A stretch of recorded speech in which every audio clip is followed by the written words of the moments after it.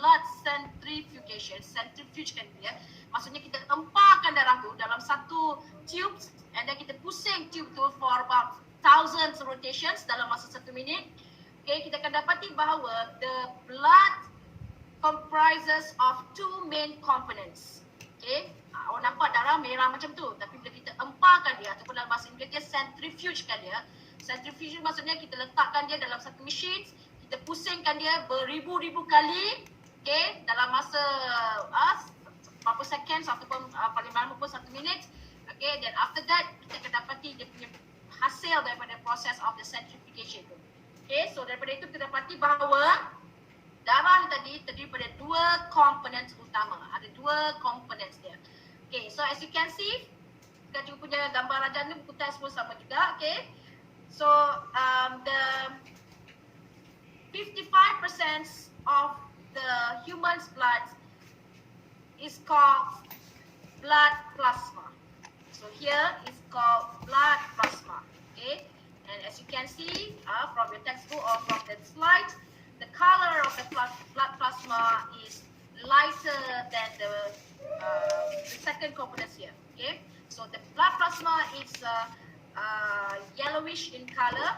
Okay, so it's made up 45% of the human's blood. Sorry, 55% of the human's blood.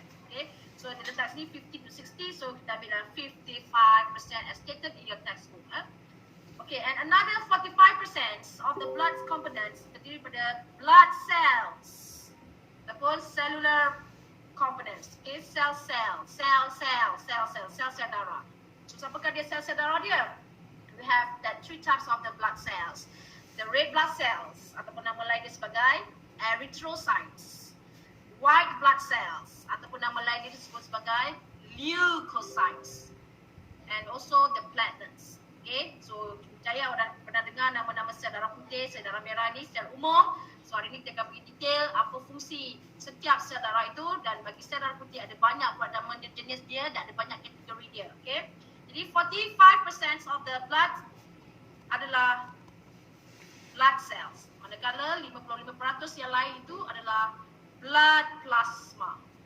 Okay, so apakah dia kandungan blood plasma terlebih dahulu? Alright, so student, for your information, the components of the blood plasma consists of 90% of it consists of water. Okay, that's why kita punya darah dalam keadaan liquid, because it is made up of water. So darah itu secara umum darah, tapi dalam darah tadi ada dua components, iaitu blood plasma dan juga blood cells. Jadi yang bahagian blood plasma lah yang mengandungi water. 90% of the blood plasma is made of water, and another 10% consists of dissolved substances. So what are example of the dissolved substances? We have that nutrients, okay, the sugars, the glucose, the fructose, the galactose. We have that amino acids, okay, we have that lipids or the fatty acids and glycerols.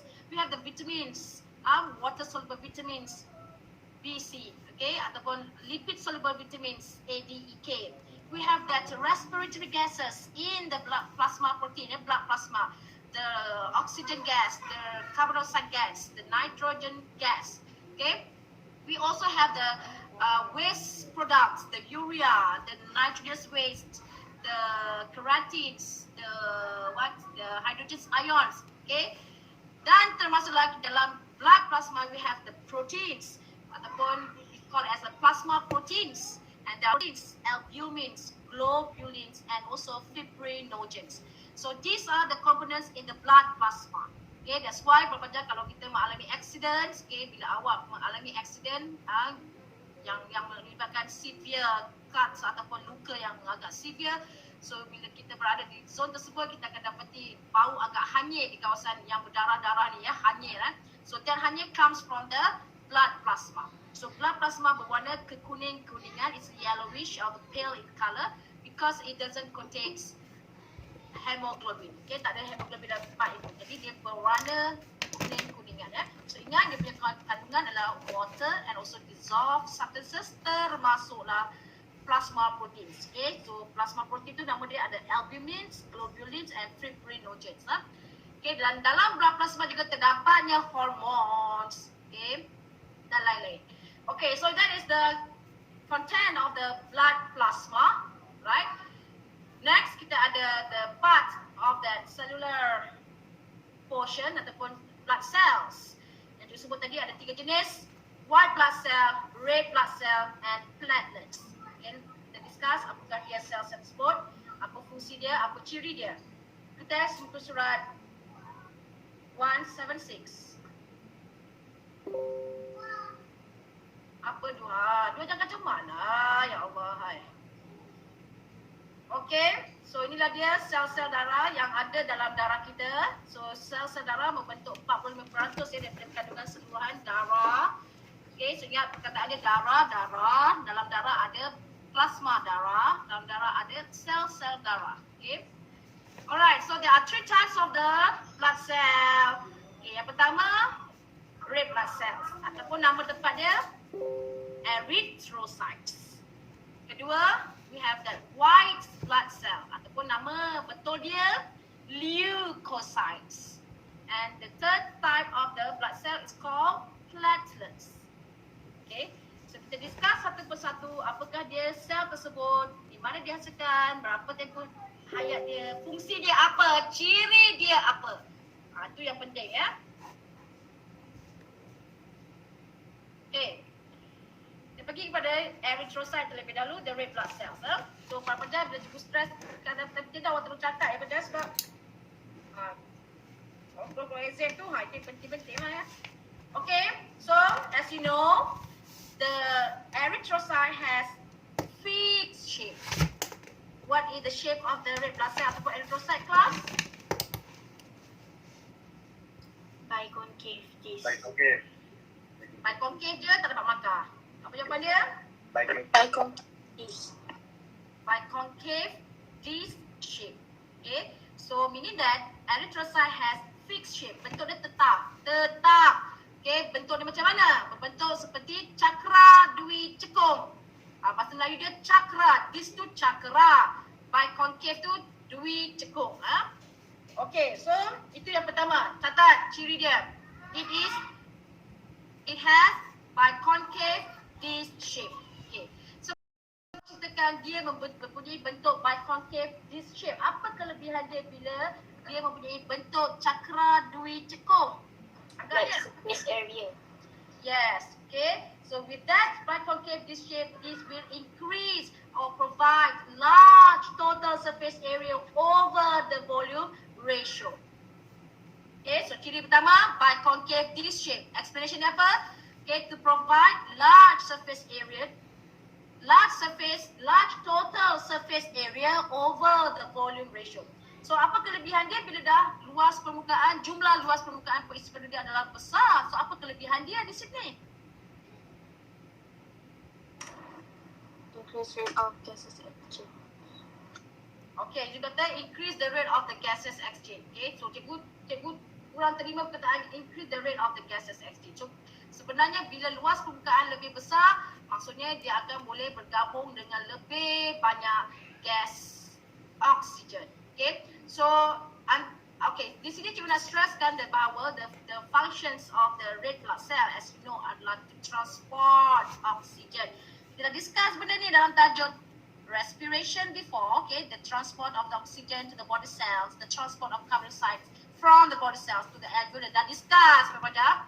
Okay, jadi as you know, oksigen hanya boleh diangkut oleh sel darah merah. Carbon dioxide boleh diangkut dalam 3 cara. Kita discuss dalam bentuk karbaminohemoglobin, dalam bentuk bicarbonate ion, dalam bentuk carbonic acid. Okay, jadi untuk carbon dioxide dia boleh diangkut dalam pelbagai cara. Tak semestinya diangkut oleh sel darah merah. But for oxygen hanya boleh diangkut oleh sel darah merah bernama erythrocyte ini.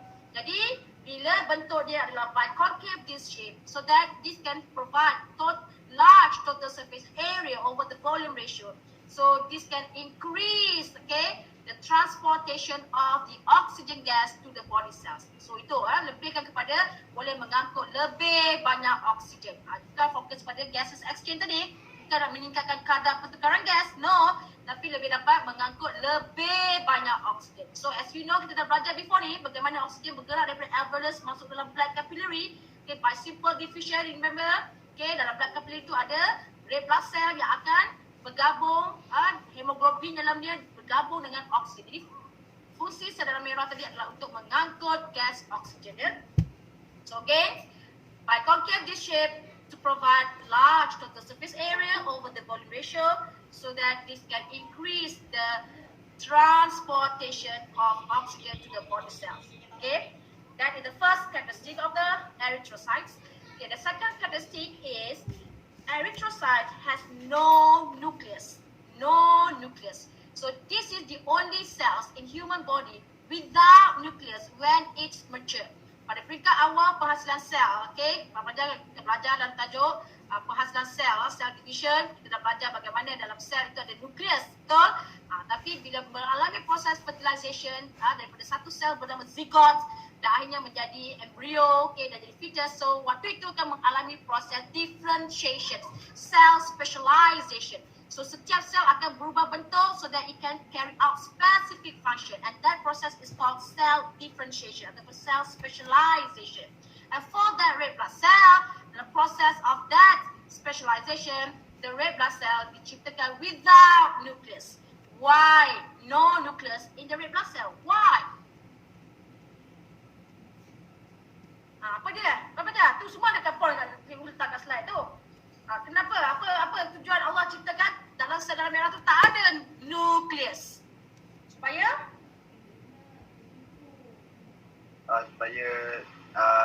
space dalam blood tu space dalam erythrocyte tu lebih banyak.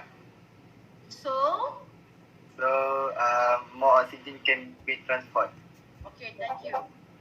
Okay, so cuba betulkan sikit point tu. Okay, thank you. Right, so without nucleus menyebabkan the space in the red blood cell is more. More for what? So that it can contain more hemoglobin. Okay, Pelajar kalau kita recall balik dalam tajuk respiration, macam mana oksigen diangkut? Dia bergabung dengan hemoglobin dalam red blood cell to form oxyhemoglobin. Jadi bila tak ada nukleus dalam sel darah merah, maka ruang tersebut lebih besar supaya sel darah merah mengandungi lebih banyak hemoglobin.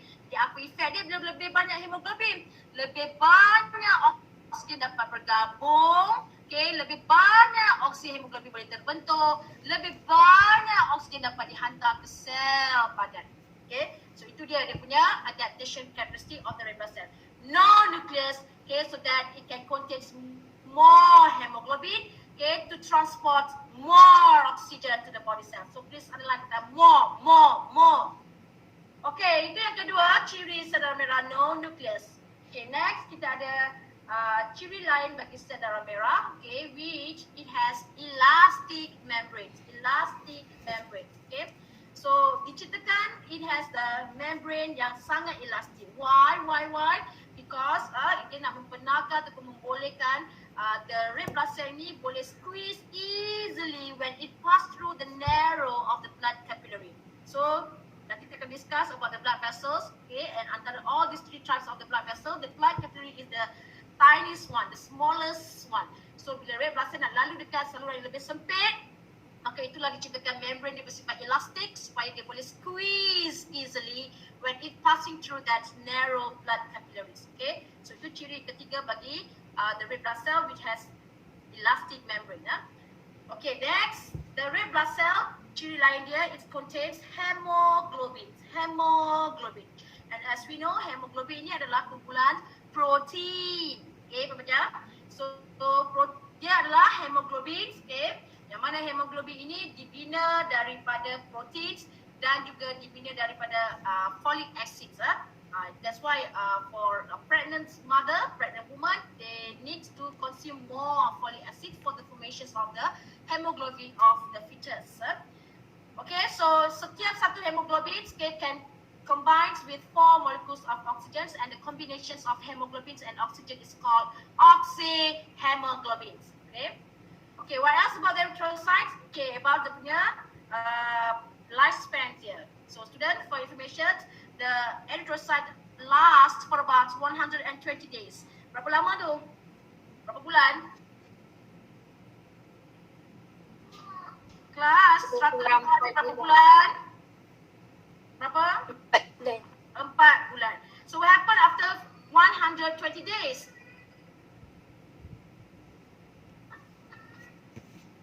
Lepas 4 bulan, what happened? The red part, okay, akan dimusnahkan. Kat mana? Dekat organ bernama liver and spleen.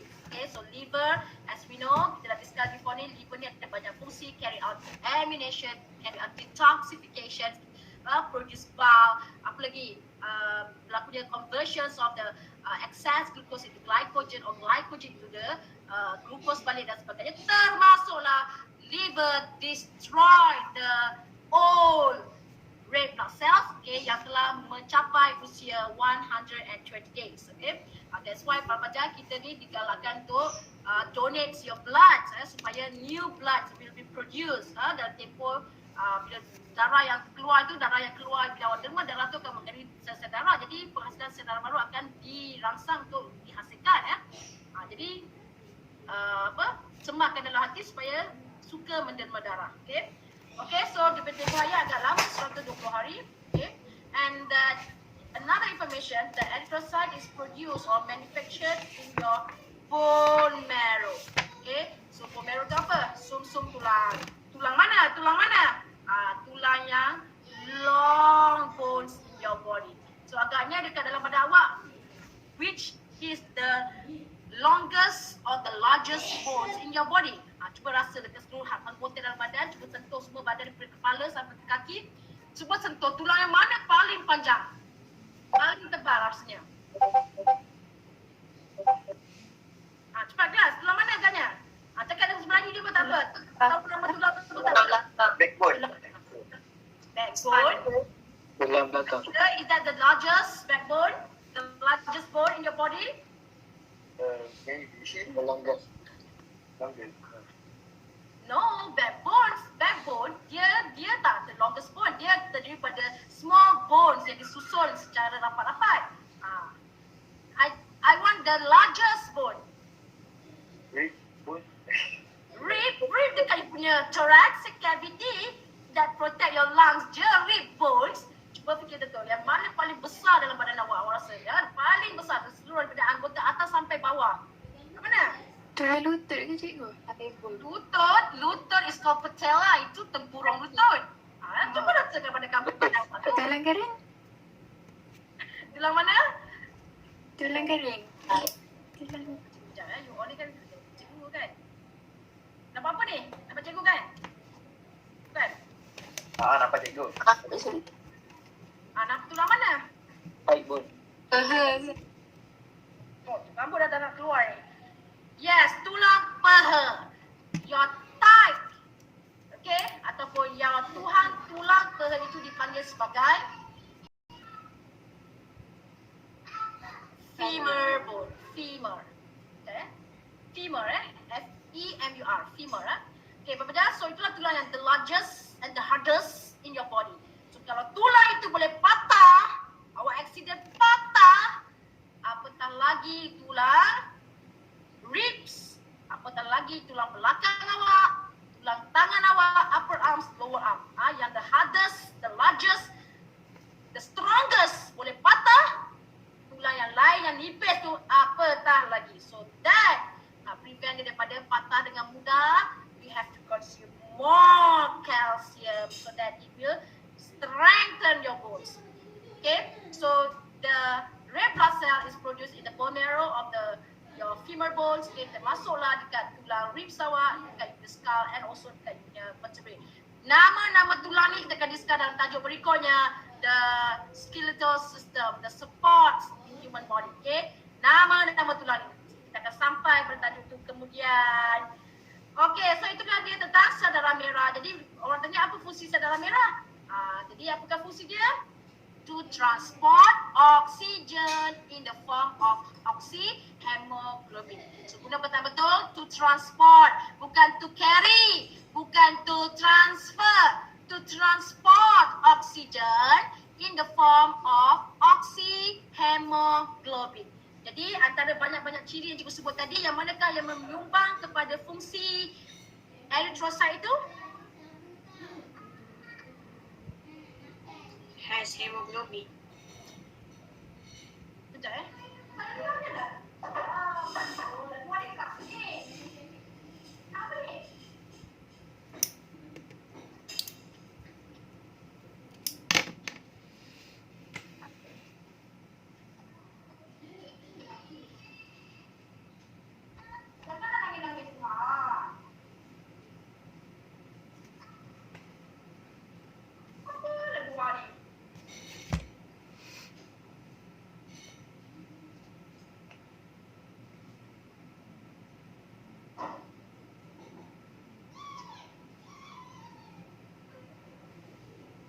Okey, jadi kalau saya tanya apakah ciri sel darah merah ini yang membantu dia untuk berfungsi secara efisien?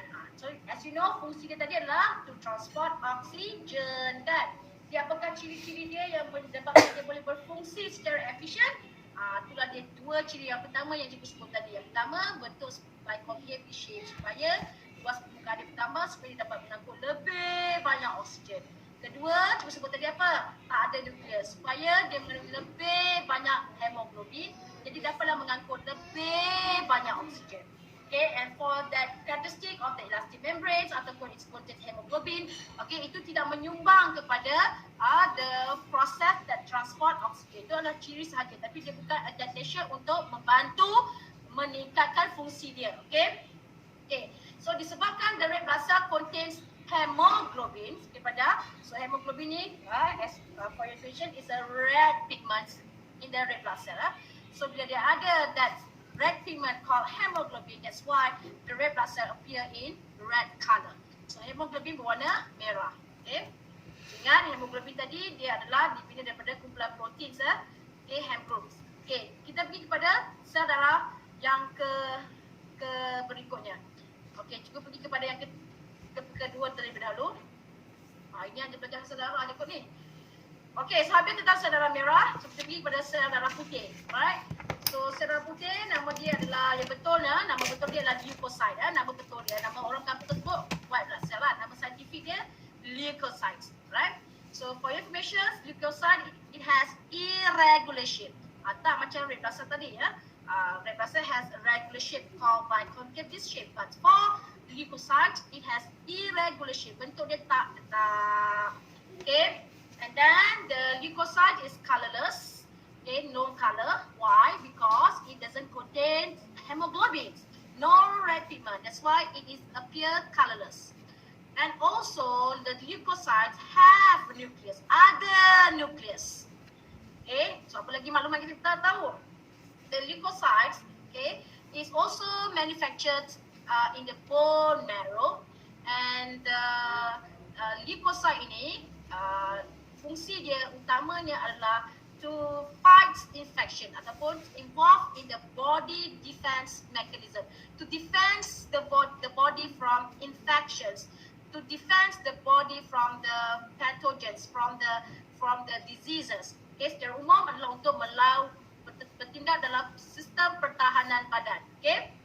Alright, so for your information, there are two types of leukocytes. Dua jenis. Pertama called granulocytes. Kedua disebut sebagai agranulocytes. Granular leukocytes ataupun agranular leukocytes. So tepatnya disebut dengan granulocytes dan seterusnya agranulocytes. Okay, so dua kumpulan. Jadi apakah dia punya ciri ataupun kenapa yang ini disebut sebagai granulocyte dan kenapa yang ini disebut sebagai agranulocytes? Okay, dengar betul-betul. Granulocytes, okay? Kumpulan granular. So for your information, granulocytes adalah sel darah putih that contains granular cytoplasms. Granular cytoplasm. Apa ni? Cytoplasm dia bergranules. Granules tu apa? Ada bintil-bintil. Nampak ni? Tok ni. Ada cytoplasm lah ni. Okay, so kalau nampak sel darah putih yang ada bintik-bintik tu, so itu dia dikumpulkan, dikelaskan sebagai kumpulan granulocyte. It has granular cytoplasm. Catat pada poin tersebut. Okay, granulocyte ciri pertama dia has granular cytoplasm. Tulis granular tu dia apa? Dot tu lah. Okay, bintik-bintik tu. Okay, itu yang pertama. Kedua, ciri dia apa? It has lobe nucleus. Lobe nucleus. Nukleus dia berlobus. Berlobus tu apa? Bercuping. Nampak? Dia bukan bulat je. Dia ada macam cuping-cuping ni. Cuping macam telinga awak lah. Okay, berlobus. Ni, lobus. Okay, it is called lobe nucleus. Okay.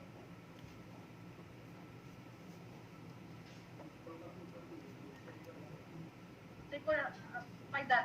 Rumah Faizal dah pasang. Okay. Okay, so itu dia dua ciri granulocyte. Okay. Lobe nucleus and also granular cytoplasm. And di bawah kategori granulocyte ada 3 jenis. Apa saja cikgu sebut semua ni, maksudnya kena hafal tau, kena ingat, kena hafal. Keluar gambar raja, namakan sel darah putih tersebut. Itu jawapan dia. Soalan dia macam tu. Okay, siapakah dia? Yang pertama nama dia adalah neutrophil. Neutrophils. Kedua, eosinophils. Ketiga, basophil. Okey, kita pergi satu persatu. Apakah dia mereka bertiga ni? Okey. So, yang pertama neutrophil ya. So, as stated in your textbook juga tengok putih semua orang ya. So, neutrophil ni adalah sel darah putih yang mengandungi 2 to 5 lobe nucleus. Ada 2 ke 5 lobe nucleus dia. So, kalau nampak gambar raja tu ada 2 ataupun lebih sampai 5 nucleus dia, lobe nucleus berlobus ada sampai 5. So itu adalah kumpulan neutrophil. Nama dia neutrophil. At the same time tengok belakang dia ada bintik-bintik. So maksudnya bergranul. Itu kumpulan granulocyte lah. Jadi mana nak tahu ni neutrophil ke eosinophil ke basophil? Tengok nukleus dia. Kalau dia 2 hingga 5 lobe nucleus, so it is called neutrophil. So what are the functions of neutrophil? It engulf and digest bacteria and also dead cells through process called phagocytosis. Phagocytosis. So neutrophil is a phagocyte, okay, which carry out phagocytosis. Phagocytosis itu apa? Dah belajar dalam tajuk.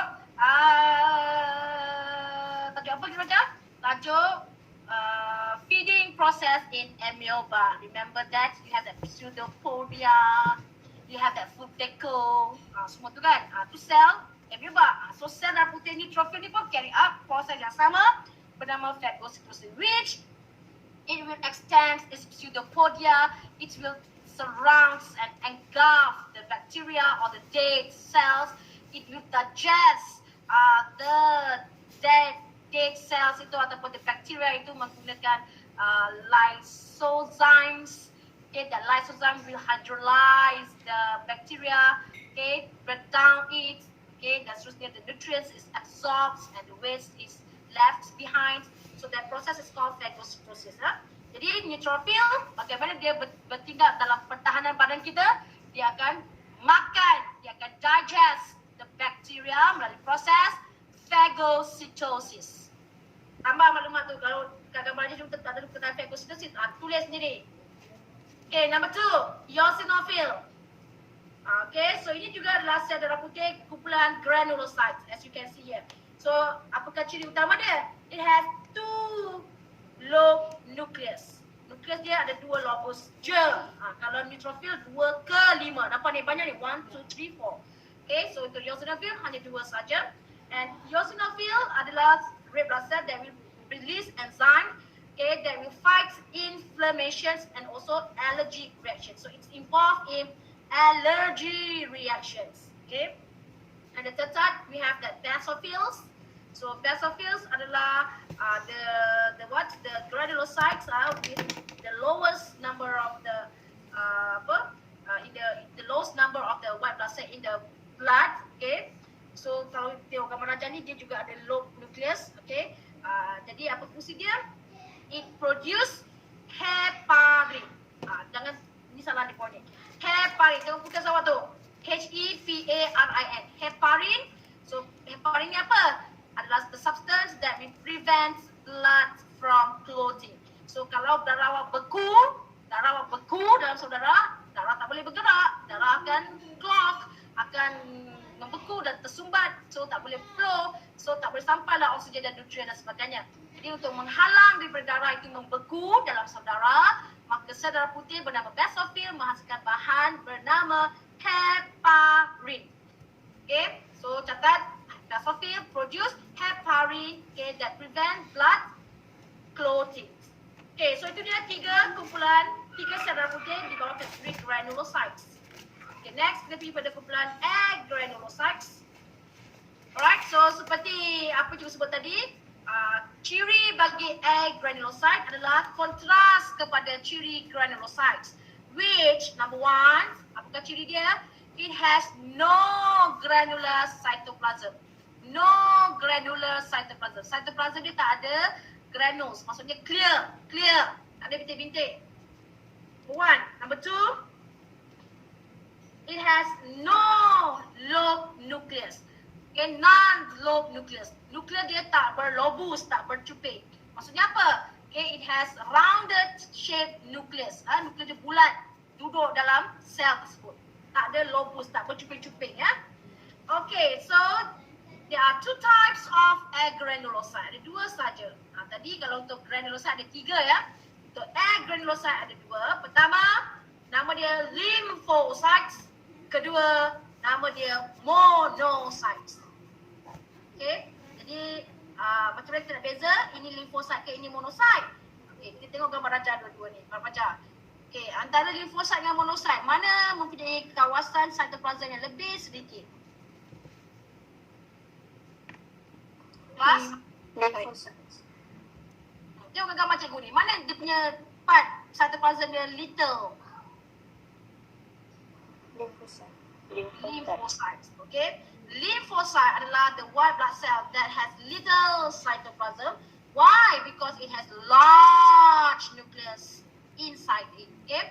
So kalau kita nak bandingkan antara mereka berdua, kalau nak tahu mana satu nama dia, yang mana satu ini monocyte ke lymphocyte, check dia punya nucleus, check dia punya cytoplasm. So yang besar nucleus kat tengah-tengah tu itu lymphocyte. So apa fungsi lymphocyte? Lymphocyte berfungsi to produce antibody. Produce antibody. So kenapa ada antibody tu? Antibody itulah yang akan fight against the antigen ataupun the foreign substances ataupun the pathogens yang menyebabkan penyakit itu nanti. Okay, so lymphocytes berfungsi to produce antibody, okay, to fight against the antigens ataupun against foreign substances. Okay, yang kedua monocytes. Monocytes. So the monocytes, for your information, is the biggest leukocytes. Okay, so it has spherical shape of the nucleus, and then the monocyte also engulfed and digest bacteria ataupun the dead cells. So senang cerita, the monocytes carry out phagocytosis. It also destroy the bacteria ataupun the dead cells through phagocytosis. Okay, monocytes. Okay, so itulah dia white blood cell. Ada 5 semuanya. Lymphocytes, monocyte, neutrophil, basophil, eosinophils. Jadi antara 5 itu tadi, kelas, yang manakah carry out phagocytosis?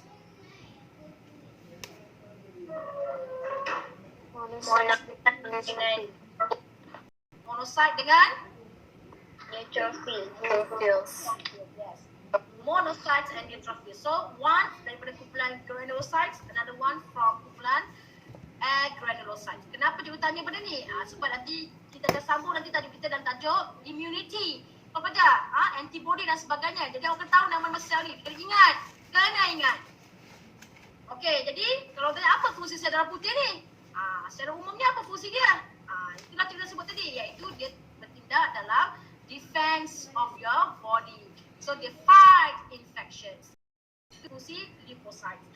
Okay, kalau tadi kita discuss the erythrocyte tu bertahan 120 days, but for the leukocyte it just lasts for about 5 days, 5 hari. So lepas 5 hari dia akan dihasilkan lagi dan seterusnya. Dia juga akan dimusnahkan, benda yang dah tua, yang dah rosak akan dimusnahkan juga dekat spleen and liver. So spleen tu adalah limpa ya, limpa. Okay, that's for the second type, and the third type of the blood cell is called platelets. So platelet ni, kalau orang belajar tu, it's a fragments of the blood cells that produce in the bone marrow. Fragments of the blood cells ataupun serpihan-serpihan sel-sel yang dihasilkan dalam bone marrow. So sel apa? Sel darah merah, sel darah lah tu. Okay, so platelets have no nucleus and the roles of the platelets adalah involved in the blood clotting mechanisms. Okay, nanti kita akan belajar, kita akan discuss details bagaimana berlakunya the mechanism of the blood clotting yang melibatkan platelets. So umum, it's involved in the blood clotting mechanisms. Okay, itu fungsi dia for blood clotting mechanisms. Okay, kita habis dah. Komponen yang pertama, the blood, dah habis. Okay, jadi dah tahu tadi darah tadi ada dua komponen. Okay, kita ada that blood plasma, kita ada sel-sel darah. Kita dah discuss habis semua ni, dah habis semua ni kan. Jadi apa fungsi darah? Kelas. Apa fungsi darah ni? Tajuk dia tadi, dia sebagai medium of transport. Nak transport apa? Oksigen. Oksigen. Carbon dioxide. Lagi transport apa? Nutrient. Dissolve substitute. Dissolve substance tu apa? Apa yang umum sangat? Protein. Bila protein ni? Cuba kaitkan dengan apa yang awak dah belajar dalam cerita-cerita yang sebelum-sebelum ni. Okey, satu yang diangkut apa? Diangkut gas, kan? Oksigen, carbon dioxide, betul? Jangan muka cikgu. Yes. Betul, awak dah belajar tadi respiration. Okey, darah tolong angkut apa? Oksigen. Macam mana? Oksigen combine dengan hemoglobin dalam sel darah merah membentuk oksihemoglobin. Darah mengangkut carbon dioxide. Macam mana? Carbon dioxide combine dengan hemoglobin of the red blood cell to form carbaminohemoglobin. Ataupun carbon dioxide nanti akan dissolve in the blood plasma to form carbonic acid. Ataupun it is transported in the form of bicarbonate ions in the blood plasma. Itu secara umumnya fungsi darah mengangkut gas-gas respirasi. Lagi, darah angkut apa lagi? Kita baru belajar chapter 9. Carry body waste. Angkut? Transport? Nutrients. Nutrients, yes. Okay, so kita dah belajar daripada ileum from the villus. Nak pergi ke tempat-tempat lain tu. Nak pergi ke liver terlebih dahulu. Hepatic potassium. Itu nama salur dia. So siapa yang angkut? Blood lah kan. So blood transport nutrients from the ileum ataupun from the villus to the heart. Okay, dan terusnya baru hantar ke tempat lain. So umumnya it transports nutrients. It transports respiratory gases. Okay, it's also transport the waste product, the urea, the carbon dioxide semua tu kan. It also transports enzymes. Okay, kita belajar before ni tentang siapa? The pancreatic juice produced by pancreas.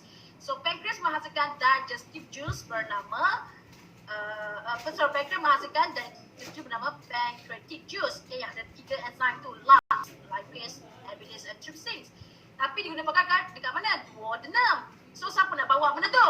Darah. Okay, so saluran dia bernama pancreatida. Yang nak transport dan enzim tu siapa? Blood. So darah juga berfungsi to transport enzymes.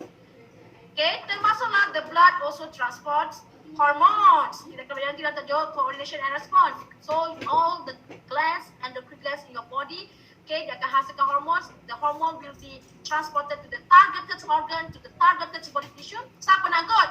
Blood. Okay, lagi apa? The blood also transports water. Okay, they transport water. Okay, dan dalam badan kita ada air. Jadi bila ada air, airnya menyebabkan berlakunya perspiration atau sweating dan sebagainya. Dan dalam masa yang sama, the blood also transports heat. Okay, jadi pembelajar kenapa darah perlu angkut haba supaya nak regulate your body temperature at normal temperature which is 37 degrees Celsius. Okay, that's why you boleh rasa bila you dalam keadaan panas, you boleh sentuh you punya pipi rasa apa? Kalau pada awak panas, awak sentuh pipi awak rasa apa? Panas. So kenapa panas? Sebab darah di bawah kulit awak tu bawa haba. Haba tu akan dibebaskan ke persekitaran supaya dapat reduce the amount of heat in in your body so that will reduce your body temperature back to the normal temperature. Jadi kita akan release more heat, okay, bila environmental temperature adalah tinggi. So kalau tengah hari atau pada keadaan yang sangat panas ke kawasan desert ke kan, jadi persekitaran dia sangat tinggi dengan haba yang tinggi, jadi ini menyebabkan suhu badan awak juga bertambah tinggi. So ini tak boleh berlaku. Untuk mengekalkan suhu badan awak, jadi haba yang berlebihan dalam badan perlu disingkirkan ya. Jadi siapa nak bawa haba tu? Siapa nak bawa haba tu? Darah lah. Okay. Jadi itulah dia fungsi-fungsi darah. Tulis semua apa kan? Jadi dia adalah penting sebab dia mengangkut oksigen, carbon dioxide. Dia juga mengangkut the nutrients. Dia mengangkut the waste product. Dia also transport heat. It also transport hormones. It also transport water. Okay, and it also transport antibody. So tajuk utama dia transport, medium of transport. Tapi apa benda yang transport? Ni semua yang saya sebut tadi. Bla bla bla bla bla bla bla. Okay, habis komponen yang pertama of the blood circulatory system, which is the blood. Okay, kita pergi yang kedua. Cuba yang laju je, pergi yang laju. Buku tasawuf ni macam mana ni? Untuk balik ni. Okay, cuba yang kedua terus, iaitu the blood vessel. Blood vessel. Blood vessels. Okay. Okay, students. Komponen kedua of the circulatory system dipanggil sebagai salur darah. And there are 3 types of the blood vessel. Pertama, artery. Kedua, blood capillaries. Ketiga, vein. Okay, kita berkenaan capillary tapi kita boleh betul-betul blood capillary. Sebab kita ada 2 jenis capillary apa baca. Kalau kita ingat lagi dalam tajuk villus, kita ada lacteal. Lacteal tu juga ada capillary. Capillary siapa? Lymphatic capillary. Ini dalam peredaran darah kita sebut sebagai blood capillary. Jangan sebut capillary je. Kalau cuma pangkal je apa macam tu ya. Okay, so kita tengok 3 jenis salur darah ni. Apakah dia punya ciri dan sebagainya. Okay. Right, so as you can see here, the artery, okay, dalam teks awak semua tengok juga page 178. So artery ni terdiri pada 3 lapisan tisu. So kita ada tisu yang paling depan, of course lah, tisu epithelium. Ingat the outermost layer adalah epithelial layer. So epithelium, okay, ke belakang sikit kita ada kumpulan tisu. Tisu apakah dia? Smooth muscle tissue. So the muscle will contract and relax to push the blood. Okay, and then it is surrounded by connective tissue, okay, fibrous tissues. Okay, so this is the artery. Okay, jadi apakah ciri utama arteri, Bapak Baca? Ada tak poin kat sini? Tak ada nampaknya, cuba pergi jelasin, cuba ya. Okay, catat yang pertama. So artery merupakan saudara that has, astagfirullahaladzim, mempunyai apa? Large lumens. Small lumens. Small lumens. So lumen ni apa ni dia ni? Ruang-ruang ni, rongga ni nama dia lumens, okay? It has small lumens. Tulis catatan yang pertama awak, ciri pertama dia small lumens. Okay, kenapa diciptakan that small lumens? Jadi bila kita tahu bila diameter ni kecil, what happen to the pressure darah yang akan mengalir dalam ni? Increase, yes.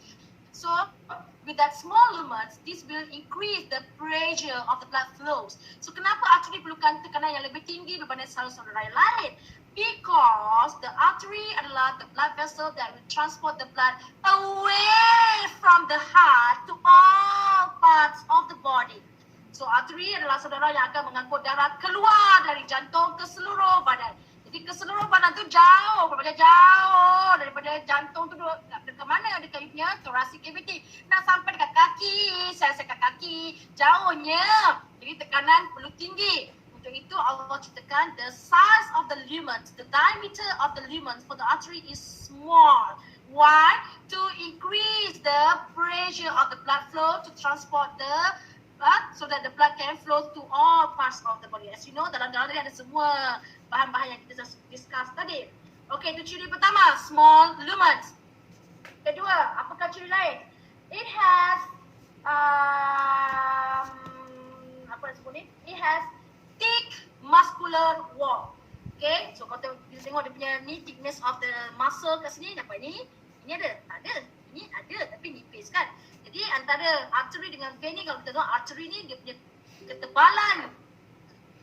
ketebalan tisu otot pada dinding artery ni lebih tebal. Okay, number 2, thick muscular wall. Okay, It has thick muscular wall. Dinding salur arteri sangat tebal dengan lapisan otot. Okay, otot licin lah. Kenapa that thick muscular wall? Why it has very thick muscular wall? As we know tadi, the artery transport the blood from the heart, away from the heart to all parts of the body under high pressure. So, bila tekanan tinggi, jika dinding dia nipis, what happen? Collapse. Pecah. Pecah. It will burst.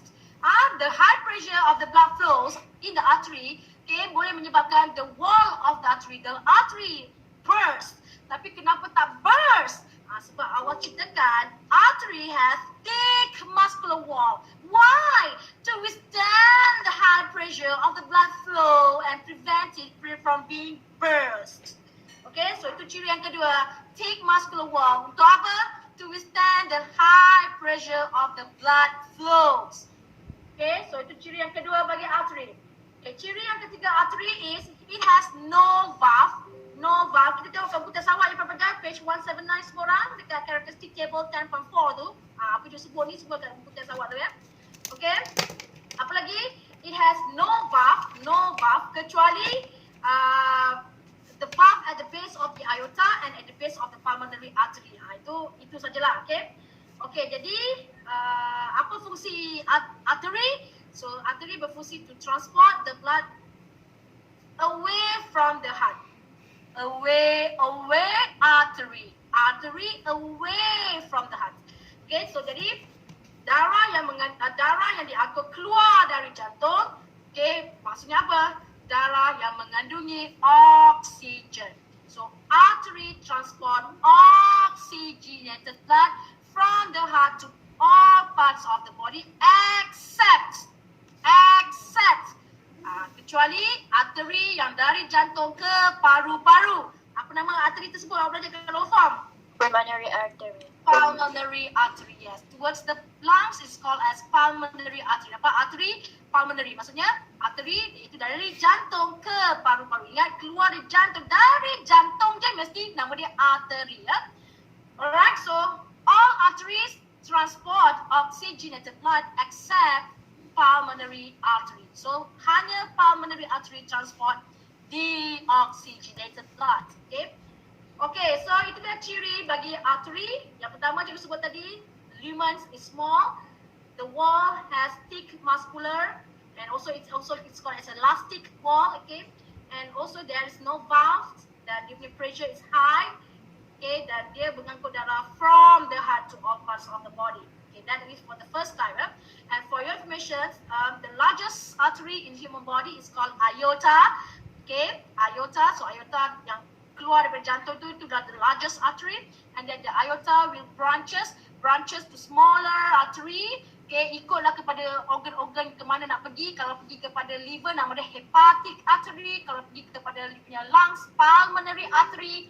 Then pergi kepada punya neck, jugular artery. Nama-nama dia banyak, nama dia, okay. Then from the artery it will become branches to the smaller diameter of the artery which is called arterioles. Okay, dan daripada arterioles dia akan bergerak kepada saluran yang lebih kecil bernama blood capillaries. So aorta, artery, arterioles itu semua dalam keluarga yang serupa bernama artery. Okay, next kita pergi kepada blood vessel yang kedua, disebut sebagai blood capillary, ya. So as you can see here, the wall of the blood capillary is very thin. Okay, berapa tebal ni? Hanya setebal one thick layer of cell. Sel apa? Sel apa? Epithelial cell. Epithelial cell. Apa? Tak ada pun smooth muscle tissue. Tak ada pun connective tissue. Hanya dilapisi oleh sel epithelium. Epithelium ke epithelial ke sama je lah tu. Okay, so the blood capillary has thin wall which is only one cell thick. Tulis point tu. Very thin wall which is only one cell thick. So kenapa diciptakan very thin wall? Sebab for your information, the blood capillary ini merupakan the place, the site where the exchange of the substances berlaku. Tempat pertukaran bahan antara blood darah dengan sel badan berlaku dekat blood capillary. Jadi bila ada thin wall, apa kelebihan dia? Easy to diffuse. Yes. So the substances can diffuse easily, can diffuse rapidly. Tulis berapa poin tu? Okay, it has thin wall which is one cell thick. Untuk apa? To ease the diffusion of the substances. Okay, the diffusion of the substances can occur easily, can occur rapidly. 2 point dia. Okay, so disebabkan blood capillary ni kalau dalam badan kita, dia paling deep within the body cell, dalam celah-celah sel badan awak. Okay, the pressure in the blood capillary is low, sebab dia jauh sangat ke dalam celah-celah sel badan. So kalau keluar gambar rajah, nak tahu macam mana kedudukan capillary, kena tengok dia mesti within the body cells. Okay, it's deep within the body cells. So saudara itu bernama blood capillaries. Okay, so capillary ni kedudukan dia adalah antara artery dengan vein. So capillary ni berada di celah-celah tisu badan, tisu sel-sel badan. So fungsi blood capillary adalah sebagai tempat pertukaran bahan antara darah dengan sel-sel badan. So dalam blood capillary tadi ada oxygen diffuse out from the blood capillary by simple diffusion into the body cell. Dalam body cell ada carbon dioxide diffuse into the blood capillary also by simple diffusion. So di situ berlakunya tempat pertukaran bahan. Okay, dan kita pergi pada yang ketiga. The last type of the blood vessel is called vein. Vena. Okay, so as you can see, the vein also has 3 layers of the cells. The depan sekali adalah epithelial layers, followed by the smooth muscles tissues, and then we have that connective tissues. Okay, so kita discuss apakah perbezaan dia dengan arteri ni, apa yang nampak kat sini kan. Okay, yang pertama, the lumen. The lumen. Tengok gambar rajah cikgu ni, antara dia dengan arteri dengan capillary. Besar ke kecil? Tengok gambar rajah tu, Bapak Jah. Besar. Besar, nampak? Okay, nampak ni dia diameter. Berapa cm ni? Ini berapa je lumen dia? Kecil je. Ini macam mana kan? Okay, so the vein has large lumens. Large lumens. Okay, the diameter of the lumen is big, is large. Okay, jadi apa kesannya bila diameter dia besar? Ini menyebabkan the pressure of the blood flow in the vein is low. Okay, tekanan darah dia adalah perlahan ya. Okay, jadi para pelajar, for your information, the veins berfungsi to transport the blood towards the heart. Okay, they transport blood back towards the heart. From the body cell towards the heart. Balik semula ke jantung ya. Balik semula ke jantung. So daripada sel-sel badan balik semula ke jantung. Okay, yang membawa darah tu adalah veins. Okay, jadi as you know here that the size of the diameter of the lumen is big, menyebabkan the pressure of the blood is low, and then the blood ni kena hantar balik ke semula ke jantung, which it has to flow against the gravitational pull. Adalah jauh daripada kaki dan balik ke jantung. Lepas tu tekanan dia dah rendah, diameter dia besar, tekanan rendah. Jadi macam mana nak pastikan darah tu boleh sampai juga ke dalam jantung? Apa yang ada dalam vein? Valve. Valve, correct. Okay, so diciptakan the vein with valve. Injak. So vein ada valve. Untuk apa ada valve? To ensure the blood flows in one direction. Or in other words, to prevent the backflow of the blood. Okay, so itu fungsi valve. Jadi vein ada valve supaya darah mengalir sehala kan. Jadi bila sebut darah, vein tadi mengangkut darah dari seluruh badan ke dalam jantung. Maksudnya apa? Vein mengangkut deoxygenated blood. Okay, the functions of the vein is to transport deoxygenated blood. Okay, from the body cells back to the heart. Okay, and all veins transport deoxygenated blood kecuali vein yang daripada paru-paru ke jantung. Apa nama Pulmonary vein.